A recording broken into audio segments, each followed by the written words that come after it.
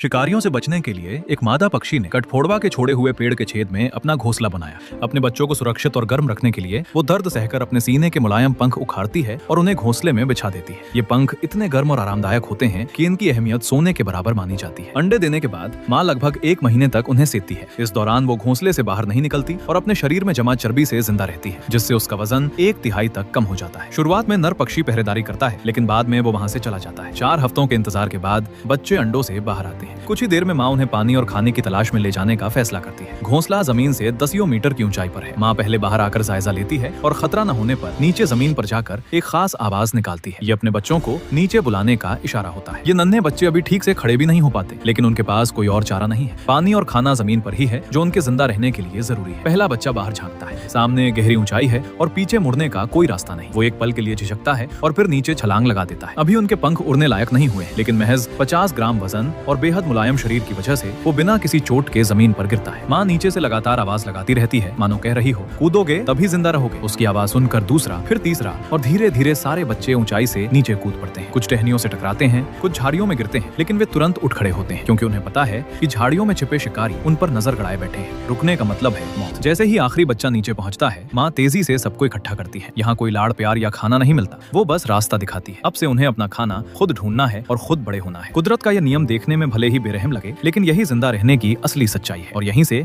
उनके जीवन का असली सफर शुरू होता है।